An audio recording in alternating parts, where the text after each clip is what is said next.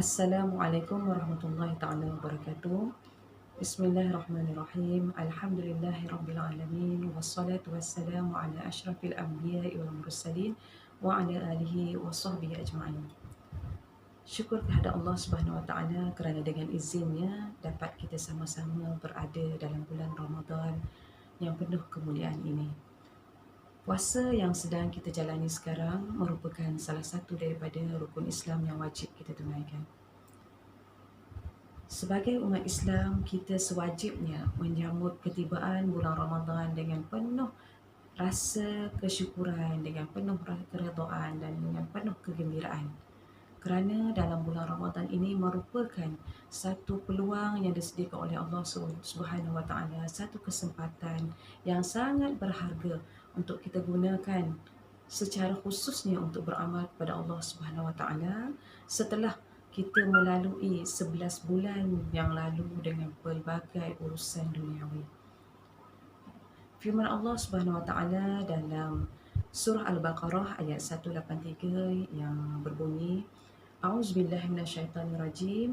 Ya ayyuhallazina amanu kutiba alaikumusshiyam kama kutiba alal ladzina min qablikum la'allakum tattaqun.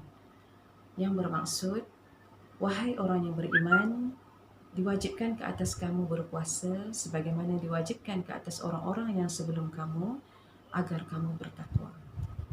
Daripada ayat ini jelas menunjukkan kepada kita bahawa matlamat puasa itu adalah untuk melahirkan insan yang bertakwa kepada Allah Subhanahu Wa Taala.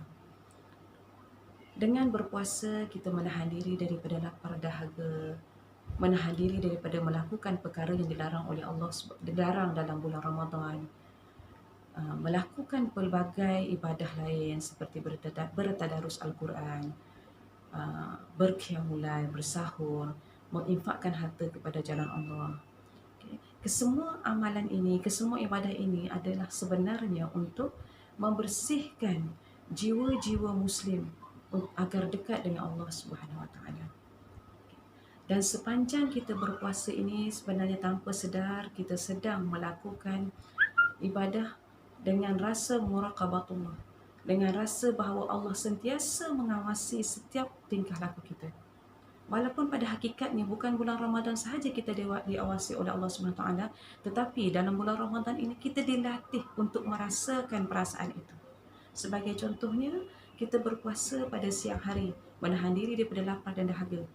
Dan mungkin kita berada seorang diri sahaja di rumah, tapi kita masih mampu menahan diri daripada makan dan minum.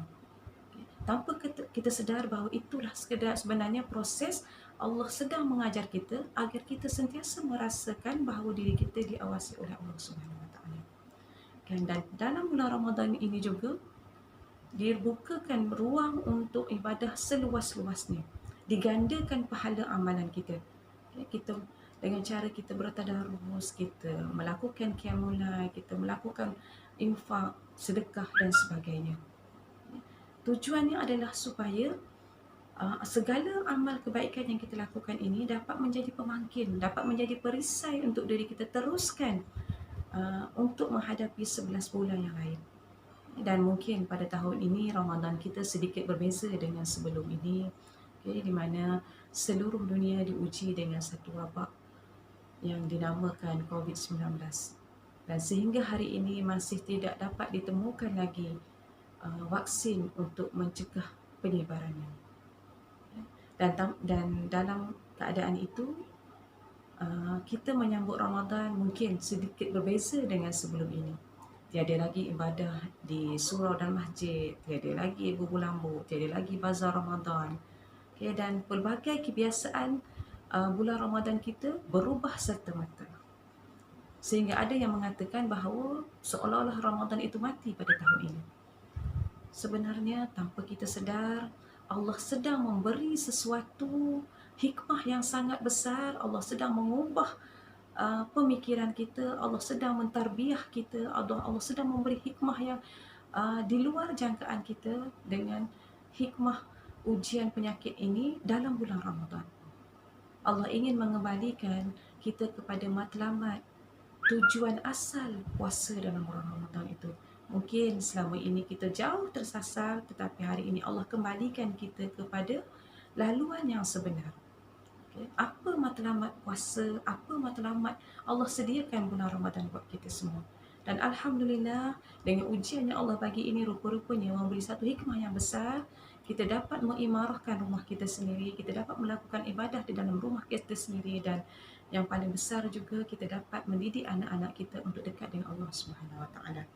Maka sesungguhnya nikmat ujian yang Allah berikan ini sangat besar, dan benarlah sebagaimana firman Allah yang kita bacakan tadi, sesungguhnya inilah cara untuk kita bertakwa kepada Allah Subhanahu Wa Taala, dan moga-moga dengan ini lahirlah takwa yang sebenar-benarnya dalam diri kita.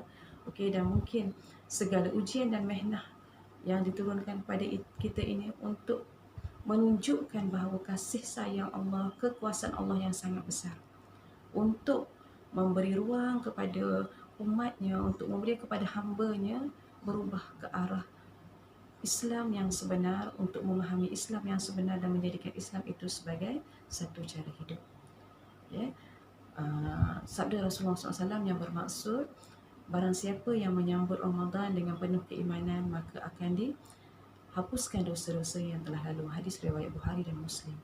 Maka marilah kita sama-sama meletakkan diri kita dalam golongan tersebut yang menyambut bulan Ramadan dengan penuh keimanan, dan moga-moga dengan itu Allah ampunkan dosa-dosa kita yang sebelum ini, dan semoga kita tidak mempersiakan ruang dan peluang yang telah diberikan oleh Allah Subhanahu Wa Taala untuk beramal di bulan ini dengan usia, dengan nafas yang masih diberikan. Ya, semoga dapat memberi manfaat untuk kita semua. Wabillahi taufiq wal hidayah. Wassalamualaikum warahmatullahi wabarakatuh.